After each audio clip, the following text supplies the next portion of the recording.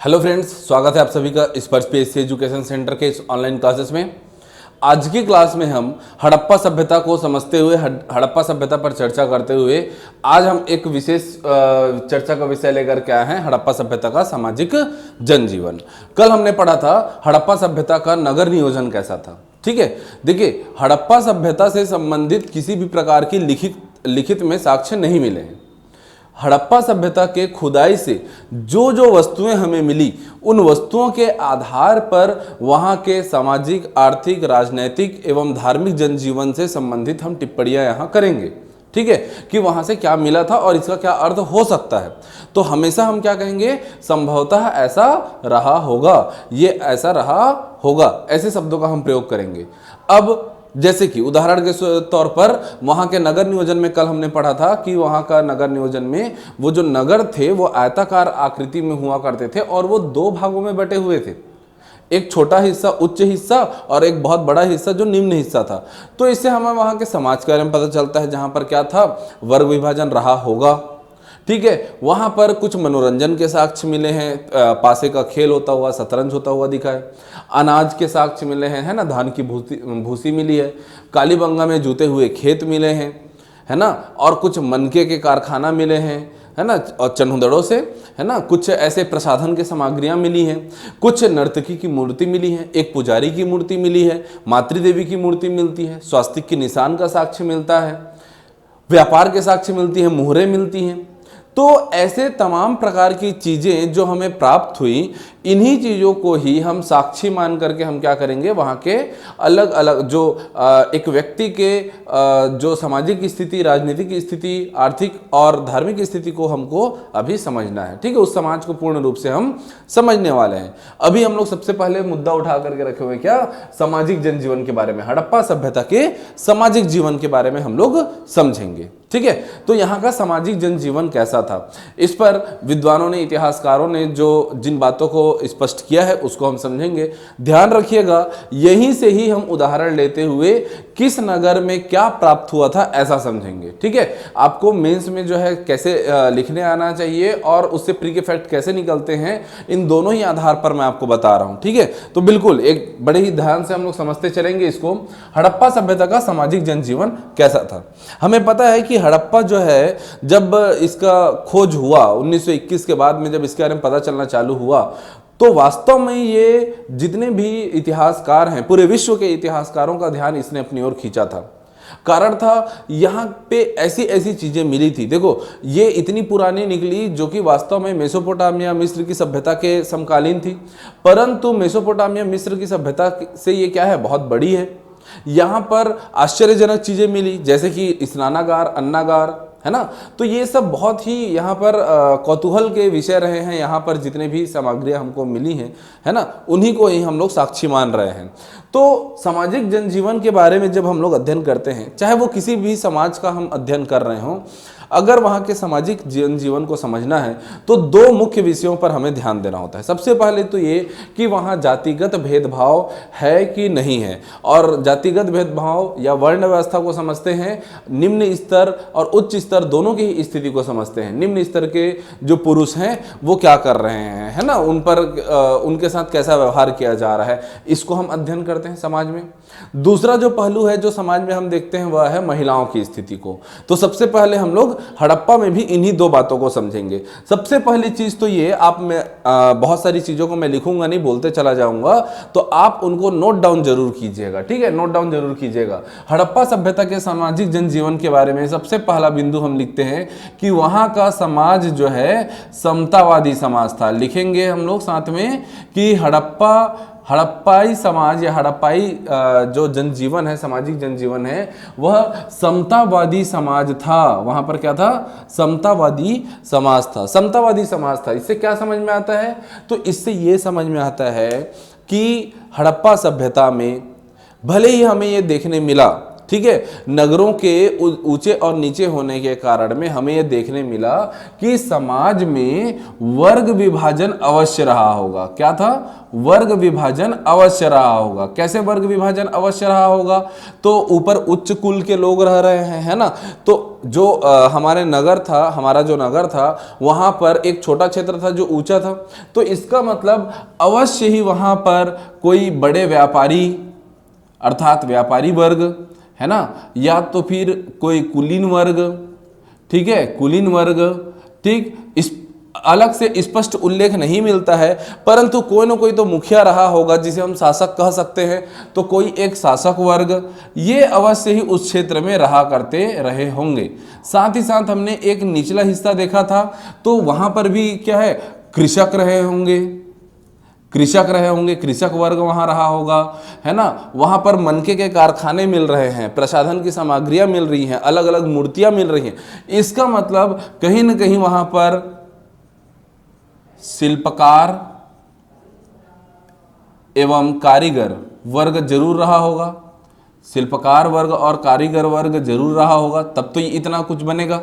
ठीक है, कृषक वर्ग है ना, मजदूर भी हो गए, कुछ श्रमिक वर्ग रहे होंगे, अवश्य रहे होंगे, तब तो इतनी बड़ी नगरीय व्यवस्था बन पाई। इतने क्या है, अगर श्रमिक वर्ग नहीं रहा होता तो इतने अच्छे नगर बन ही नहीं सकते थे, तो अवश्य ही श्रमिक वर्ग भी रहा होगा।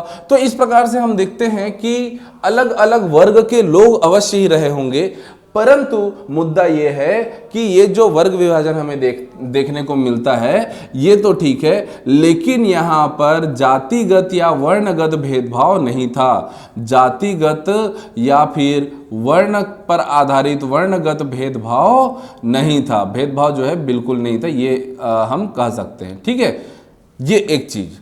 तो समाज क्या हुआ, यहाँ का समतावादी हुआ। क्यों? यहाँ पर किसी भी प्रकार के जातिगत या वर्ण पर आधारित, है ना, इसको लेकर के भेदभाव नहीं था। वर्ग विभाजन जरूर था, वर्ग विभाजन जरूर था, अलग अलग वर्ग के लोग हुआ करते थे। ठीक है, तो ये हमने एक समतावादी समाज को देख लिया। ठीक है, सामाजिक स्थिति यहाँ की बहुत उच्च है।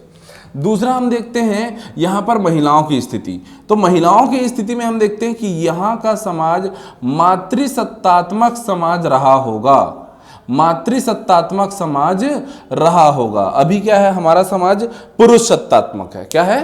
पुरुष सत्तात्मक है। बोलते हैं ना, हमारा परिवार, जब आप परिवार को अपने आप में परिभाषित करते हो तब आप उस दौरान अपने मामा परिवार को, मम्मी के जो रिश्तेदार हैं उनको परिवार में शामिल नहीं करते हैं, है ना। मतलब समाज परिवार अलग चीज़ है। जब आप बोलते हैं ये हमारे परिवार के लोग हैं, ये हमारा वंश है, तब आप अपने पिता को लेकर के चलते हैं, है ना, पिता को, अर्थात पुरुष सत्तात्मक समाज है। ठीक है, तो उस समय मातृसत्तात्मक समाज रहा होगा, ऐसा हम कैसे कहते हैं? क्योंकि यहां से अधिक मात्रा में, सबसे ज्यादा सर्वाधिक मात्रा में क्या मिली है? सर्वाधिक मात्रा में यहां पर मातृदेवी के साक्ष्य मिले हैं। ठीक है, मातृदेवी के साक्ष्य मिले हैं, और स्त्रियों की मूर्ति, महिलाओं की मूर्ति यहां पर क्या है, ज़्यादा मिली है। इसलिए जो है हम कहते हैं क्या, यहाँ पर स्त्रियों की मूर्ति थोड़ी ज़्यादा मिली है। इसका मतलब ये हुआ कि यहाँ पर समाज जो है मातृसत्तात्मक रहा होगा, ऐसा हम समझते हैं। तो हमने इन दोनों ही मुद्दों को समझा सामाजिक जनजीवन में। तो दोनों ही हमने क्या किया, हड़प्पा सभ्यता बहुत उच्च सामाजिक व्यवस्था को लेकर के चल रहा है, क्योंकि जातिगत भेदभाव भी नहीं है और महिलाओं की स्थिति सुदृढ़ है, महिलाओं की स्थिति अच्छी है। अब ऐसा हम जो है ना आकलन लगाते हैं। ठीक है, देखो अब जो मैं बोलने वाला हूं उसको ध्यान से समझना, बस लिखना कहीं नहीं, है ना, लिखने लायक बात नहीं बोल रहा मैं। देखिए, यहाँ पर स्त्रियों की मूर्ति मिली थी, मातृदेवी के जो है मूर्ति मिली थी, साक्ष्य मिले हैं, उसके अंकन मिला है मुहर में, मातृदेवी का अंकन मिला है मुहर में। तो इससे मातृसत्तात्मक समाज ही रहा होगा, ऐसा भी लिख देना कोई बहुत ज़्यादा सही नहीं है। हाँ, हम लिखेंगे जरूर और हम ऐसे ही पढ़ेंगे, लेकिन मैं आपको एक दूसरे पहलू से सोचने के लिए कह रहा हूँ। एक बार सोच करके देखिए, आज के समाज को सोच करके देखिए, वर्तमान में फिर से जो मैं हमें आपको सिखाता रहा हूँ कि एक अगर कुछ ऐसे प्रलयंकारी घटना हो जाएगी तो क्या होगा। आप आज के समाज में भी देखिए तो यहाँ पे भी आपको देवी माता की मूर्ति बहुत ज़्यादा मिलेगी। नवरात्र के समय इतना ज़्यादा हम माता रानी की पूजा करते हैं, लेकिन महिलाओं की स्थिति कैसी है? देखिए, हम पूजते हैं या उनकी मूर्तियां हैं वो अलग चीज़ है ना। हम माताओं की मूर्ति बना के रखे हैं देवी माता के रूप में इतनी सारे। आप देखोगे छत्तीसगढ़ भर में तो यहाँ पर शिव जी के अलावा अगर देखेंगे तो सिर्फ माता रानी की इतने मंदिर हैं, है ना, इतनी सारी माता रानी के मंदिर, इतने सारे शक्तिपीठ हैं, अनगिनत शक्तिपीठ है, माता रानी की खूब सारी क्या है मंदिर हैं। तो इसका मतलब ये तो नहीं है कि समाज में महिलाओं की स्थिति बहुत ऊंची थी, बहुत अच्छी थी, सुदृढ़ है महिलाओं की स्थिति, ऐसा नहीं है ना। तो इस बात को हमको समझना है कि हम केवल एक अनुमान लगा रहे हैं कि ऐसा रहा होगा, तो अनुमान लगाते हैं। और हम गलत क्यों अनुमान लगाएं, तो हम सही पक्ष की ओर लेकर के चलते हैं। हमारे पास में ऑप्शन है, अगर हमारे पास में बहुत सारी स्त्रियों की मूर्ति मिली तो हमारे पास ऑप्शन है, अब उसको लेकर के हम कैसी विचारधारा बना सकते हैं। तो हम एक पॉजिटिव विचारधारा बना रहे हैं, हम सोच रहे हैं कि वहां पर समाज जो है मातृसत्तात्मक समाज रहा होगा, मातृदेवी की भी मूर्ति मिली है, अलग स्त्रियों की भी जो है यहाँ पर मूर्तियां मिली है, ठीक है। चलिए अब इनके समाज में हम देखते हैं इनका खान पान कैसा रहा होगा। तो खान पान में हम देखते हैं कि ये मांसाहार एवं शाकाहार दोनों ही भोजन ग्रहण करते थे, ठीक है। ये मांसाहार एवं शाकाहार दोनों ही प्रकार का भोजन ये ग्रहण करते थे, अर्थात ये शिकारी भी थे और साथ ही साथ में क्या है कृषि भी कार्य करते थे, ठीक है। तो कृषि कार्य करते थे मतलब शाकाहार भी थे, और ये मछली पकड़ने का कार्य इत्यादि ये सब शिकार का कार्य भी करते थे, मतलब कि ये क्या है मांसाहार भी है और शाकाहार भी है, ठीक। चलो तो ये हो गया खान पीन के बारे में। खान पीन के बारे में क्या देखते हैं, थोड़ा सा क्या बोलते हैं उसको, रोटी कपड़ा और मकान। तो मकानों के बारे में तो कल हम लोग देख लिए थे, रोटी देख लिए, कपड़ा देख लेते हैं, है ना। इनका वस्त्र एवं श्रृंगार के बारे में समझते हैं, वस्त्र एवं श्रृंगार। तो वस्त्र एवं श्रृंगार कैसा था इनका, ध्यान से समझिएगा।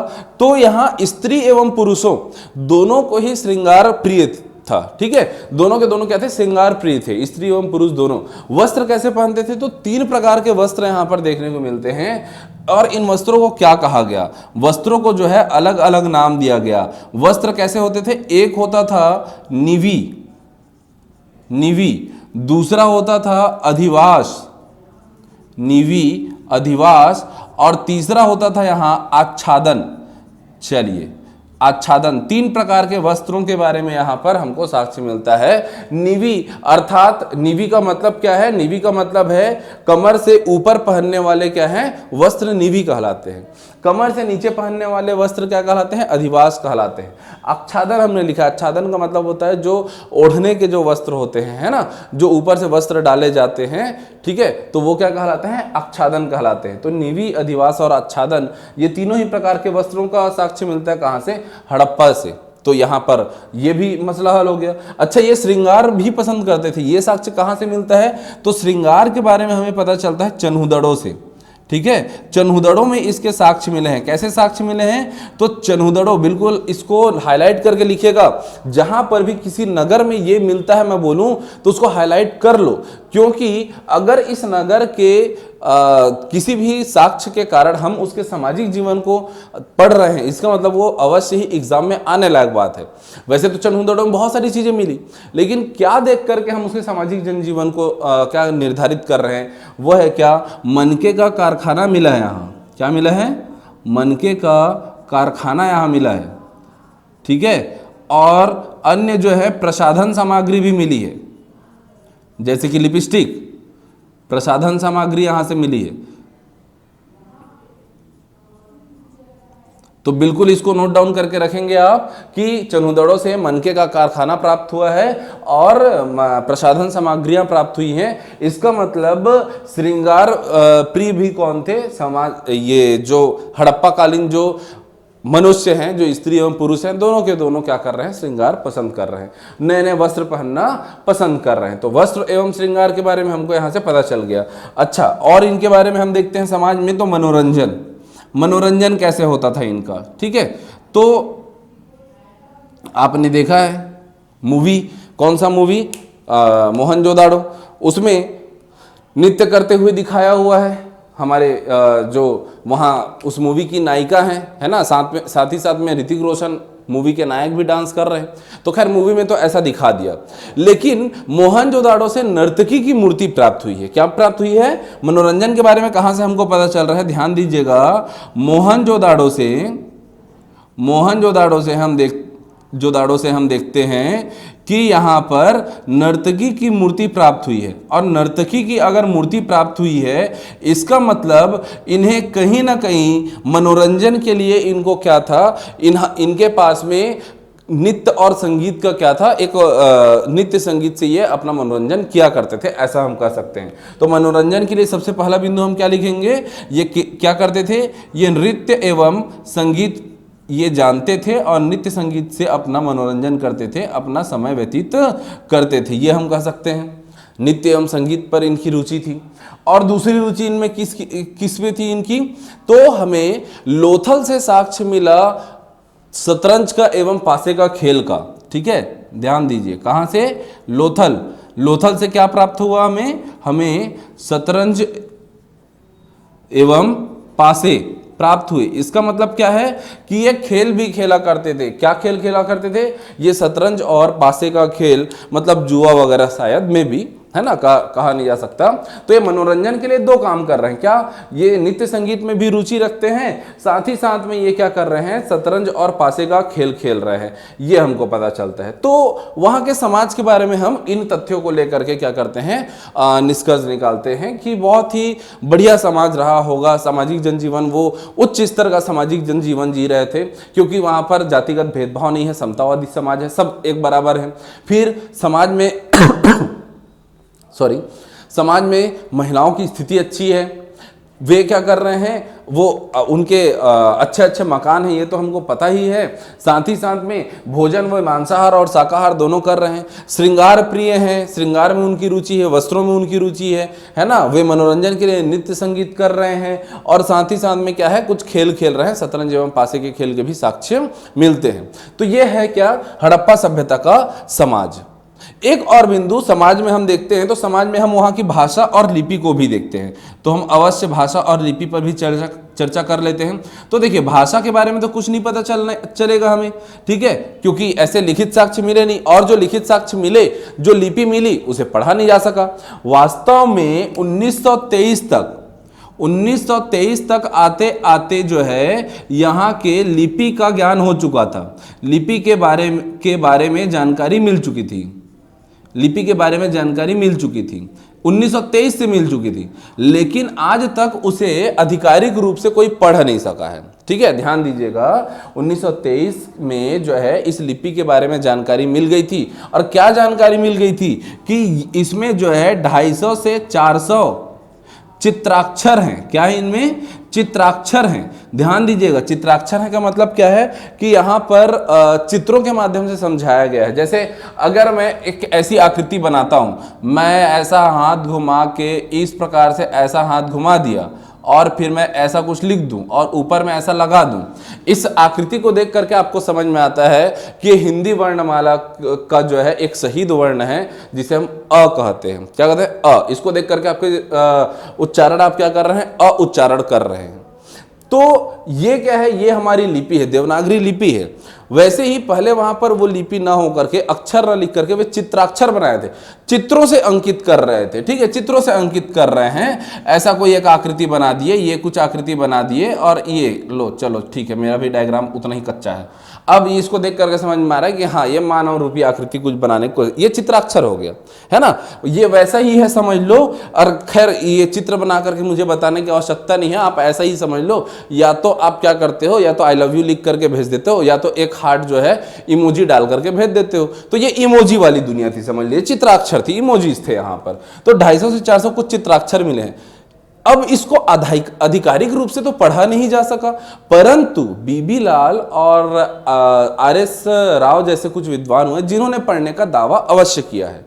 और बीबी लाल ने ही इस बात को बताया है। देखिए, मैं बार बार बोल रहा हूं कि अगर पूछेगा पढ़ा जा सका है कि नहीं, तो नहीं पढ़ा जा सका है, लेकिन पढ़ने का दावा किया है। बीबी लाल, आर.एस. राव जैसे विद्वानों ने पढ़ने का दावा किया है, लेकिन आधिकारिक रूप से वह स्वीकार्य नहीं है, उनको मान्यता नहीं दी गई। ठीक है, लेकिन इन्होंने एक चीज तो तय कर दिया, इन लोगों ने मिलकर के एक चीज तो तय कर दिया कि यहाँ की जो लिपि थी वो ब्रुस्टोफेदम लिपि थी। कैसी थी, ब्रुस्टोफेदम तरीके से लिखी गई थी।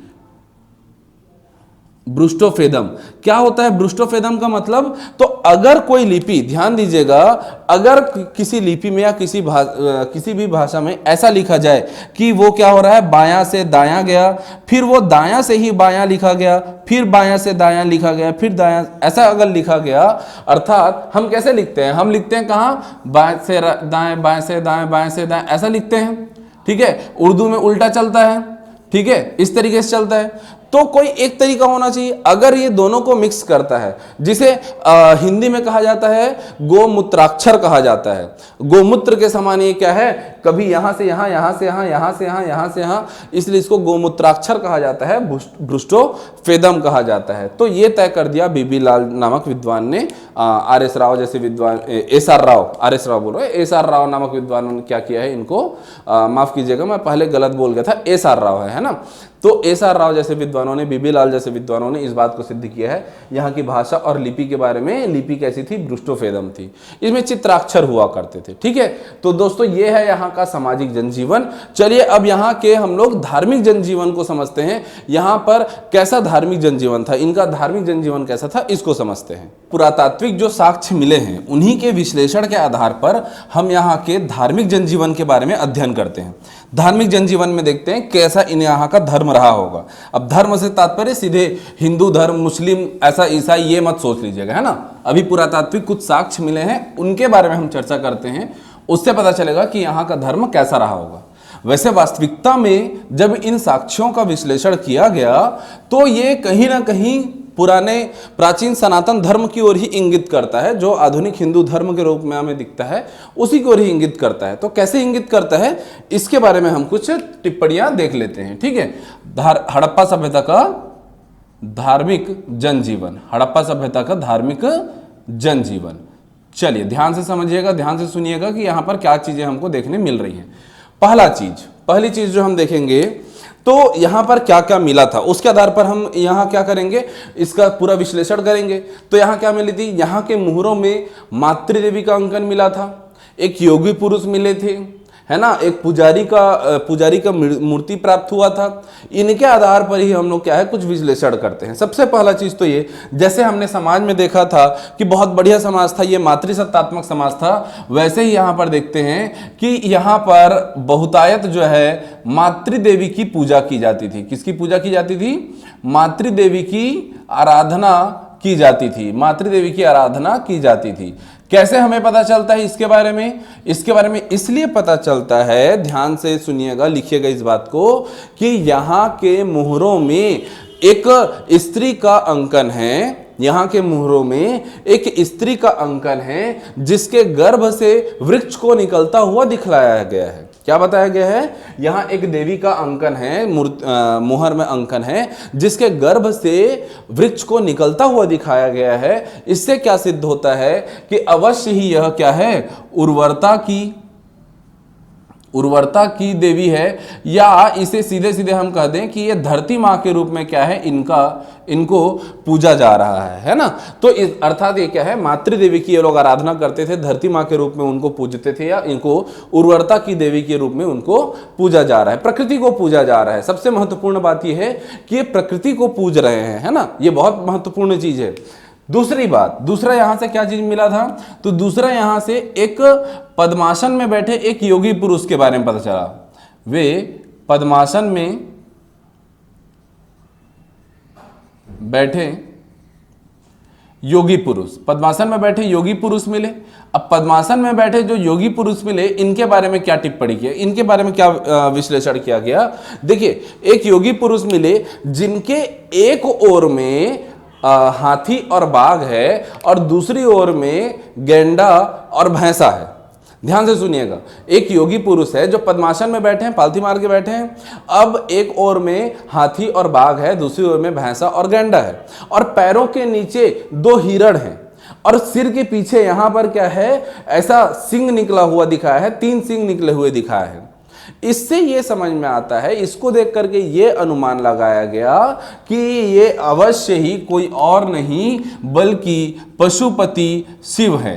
क्या इनका किस रूप में पहचान किया गया, देखिए मिला क्या था, मिला था चित्रांकन किसका हुआ था, एक योगी पुरुष का, जिसके एक ओर बाघ और हाथी है, दूसरी ओर भैंसा गैंडा है, नीचे हिरण है, ऊपर सिंह लगा हुआ है। तो इनको ऐसा माना गया कि कैलाश पर्वत में जैसे पद्मासन में भगवान शिव बैठे रहते हैं पद्मासन में, तो वैसे ही पशुपति शिव, वो 3 जो सिंह बता रहा हूं उसको त्रिशूल के रूप में स्वीकार किया गया, और प्रकृति प्रेमी तो वो हैं ही, अर्थात इन्हें पशुपति शिव के रूप में इसकी पहचान की गई थी। ठीक है, ये मत लिख देना वहां जा करके कि ये भगवान शिव की पूजा करते थे। नहीं, भगवान शिव की पूजा करते थे ऐसी बात नहीं है। वास्तव में वहां पद्मासन में बैठे योगी पुरुष की आकृति मिली है जिसे पशुपति शिव के रूप में पहचान किया गया है, ऐसा बिल्कुल बताइएगा आप। ठीक है, तीसरी बात, यहां पर और भी अन्य प्रकार के क्या है हम लोग चीजों को देखते हैं। जैसे सबसे पहला चीज तो हम देखते हैं यहाँ के पूजनीय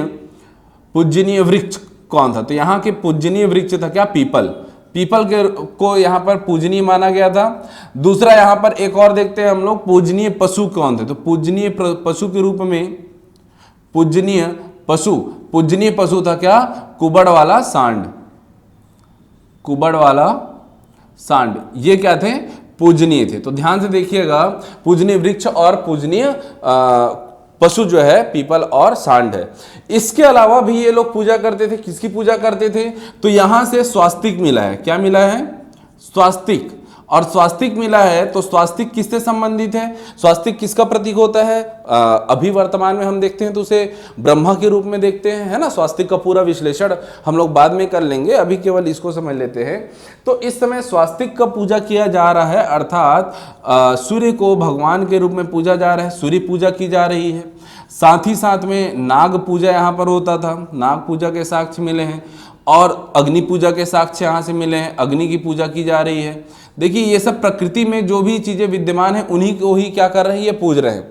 और इसके साथ में उत्पादक शक्ति की पूजा करते थे, ये उत्पादक शक्ति की ये पूजा करते थे। सभी प्रकृति आधारित ही ये क्या है, ये क्या कर रहे हैं, पूजा आराधना कर रहे हैं। किसकी पूजा कर रहे हैं, सूर्य पूजा, नाग पूजा, अग्नि पूजा और उत्पादक शक्ति की ये क्या करते थे, पूजा करते थे। ठीक है, इन सब को ये पूजते थे। तो यहाँ का जो अब हम इनके बारे में कहें, ये तो सारा वो चीज है जो हमें मिला है ना, जो हमें वहां से ज्ञान प्राप्त हुआ।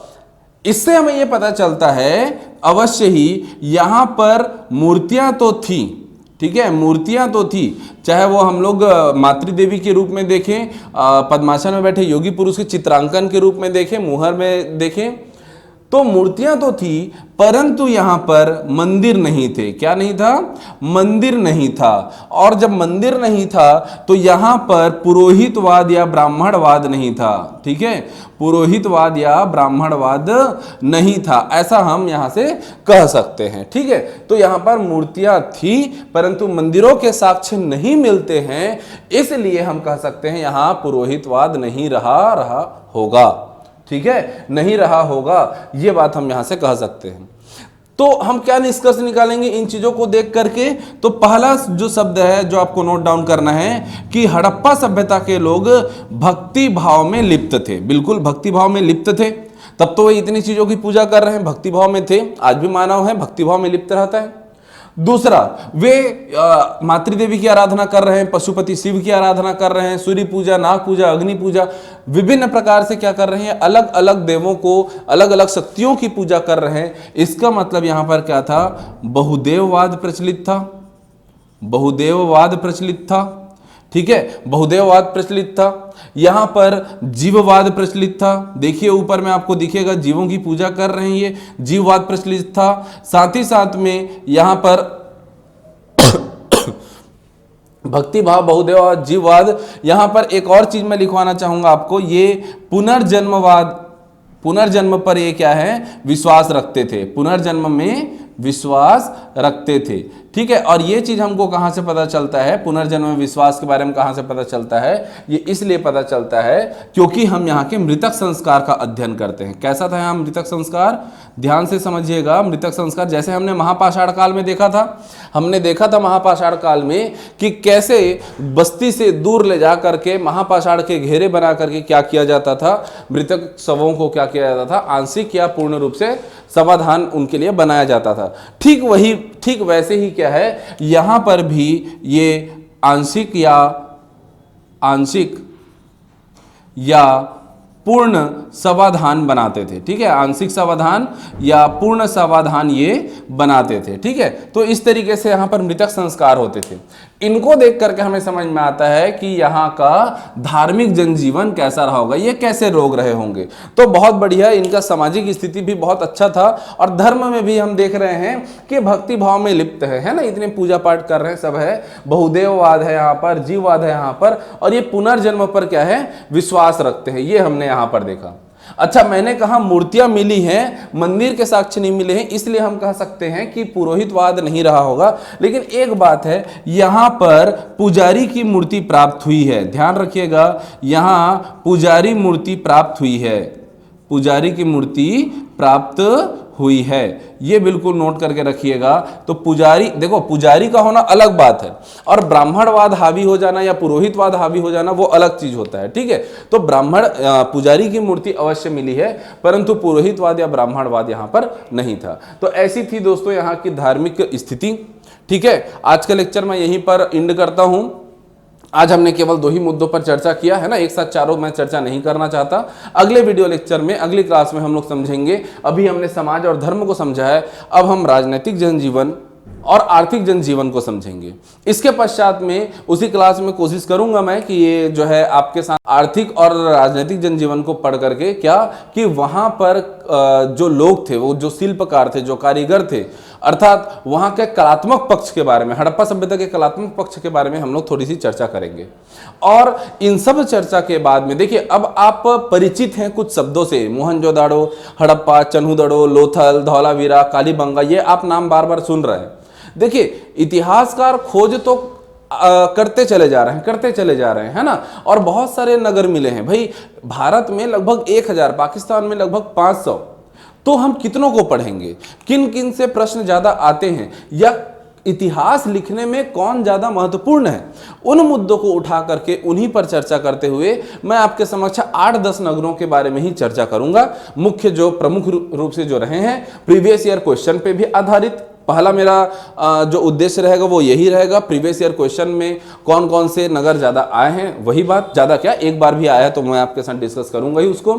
दूसरी बात, इतिहास में जिस स्थान पर कोई साक्ष्य के बारे में हम चर्चा कर रहे हैं, तो इतिहास में उसका क्या महत्व है, उसके आधार पर हम चर्चा करेंगे। ऐसा नहीं कि चावल के भूसी यहां पर मिला है, वहां पर मिला, वहां पर मिला, वो पूरा रटते बैठे रहे हम लोग, ऐसा नहीं, ठीक है। अगर मैं जुताई के साक्ष्य बोल रहा हूं, मतलब वो कृषि क्रांति को बता रहा है, तो हम कालीबंगा उसको ध्यान रखते हैं, धान की भूसी मिले याद रखते हैं, ठीक है। फारस का मुहर मिला है, मेसोपोटामिया का मुहर मिला, तो हमको रटना नहीं है कि मेसोपोटामिया का मुहर मिला है, हमको समझना है कि ये इतने उच्च इनकी आर्थिक व्यवस्था थी कि व्यापार करते थे इतने दूर मेसोपोटामिया के साथ, और इनका कलात्मक पक्ष इतना अच्छा था कि ये नाव बनाना जानते थे, तब तो लेकर के जाएंगे। अच्छा, लोथल में गोदीबाड़ा मिला है, तो इन सब बातों को हम लेकर के चर्चा करेंगे। गोदीबाड़ा मिला है, जिसको पत्तन मिला है, पोर्ट मिला है, तो पोर्ट मिला करके रटना नहीं है, समझना है बात को कि ये लोग कितने विकसित सभ्यता थी, कि ये लोग क्या ये सारा चीज भी व्यवस्था करके रखे थे, है ना। भोगवा नदी पर उन्होंने बंदरगाह बना करके रखा हुआ था। तो ये सारा चीज हम लोग समझेंगे आगे चल के, उनके व्यापार वगैरह के बारे में देखेंगे। तो जो प्रमुख नगर है 8-10, केवल उनके बारे में मैं चर्चा करूंगा। बाकी आप मुझ पर डिपेंड ना रह करके कोई भी बुक उठाइए, आपको रटने का मन करता है तो आप इत्मीनान से, बहुत शालीनता से उसको रटते चले जाइए, ठीक है। एनसीईआरटी फॉलो करें, है ना, बहुत ज्यादा अनर्गल किताबों को पढ़ने की आवश्यकता नहीं है, बिल्कुल नहीं पूछा जाएगा आपके एग्जाम में। डाटा कलेक्ट ज्यादा मत करना, जरूरत से ज्यादा डाटा कलेक्ट करोगे इतिहास से आप बोर हो जाओगे, कोई मतलब नहीं है। तो इस प्रकार से इसको पढ़ते चलेंगे, ठीक है। चलिए दोस्तों, आज के लिए इतना ही। Thank you class.